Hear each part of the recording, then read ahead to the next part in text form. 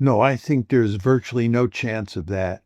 I think when you look at what Russia's main demands are, which are largely non negotiable, and you look at the Ukrainian and European position on the future of the war and what's necessary to put an end to it, it's hard to see how you could possibly reconcile the two sets Hmm. of demands. They're just irreconcilable. The Europeans and the Ukrainians on one side and the Russians on the other side are miles apart.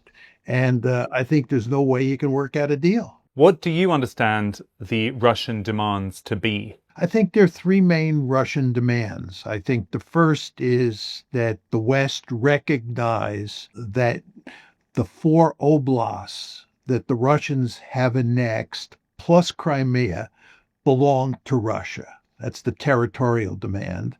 The second Just demand sorry is to interrupt, Professor, but on that first one, my understanding was they were asking for the whole Donbass, which consists of Donetsk and Luhansk, and not necessarily requiring the other two oblasts. But you understand differently. we don't know what the Russian position is because they haven't told us.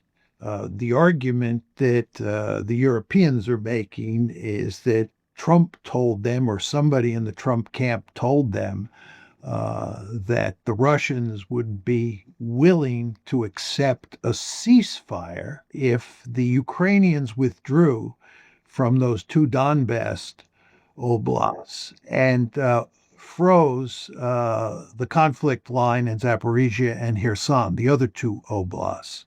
But that's just a ceasefire. That's not the final deal.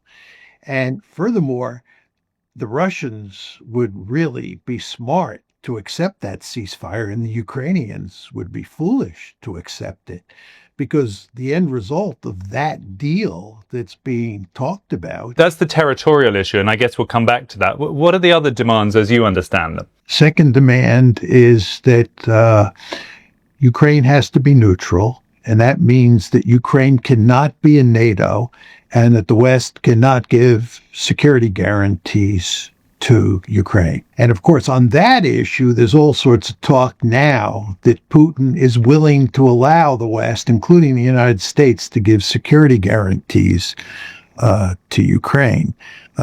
I don't believe that for one second. To the extent that he would be willing to give security guarantees, those security guarantees would look like the ones that they were talking about at Istanbul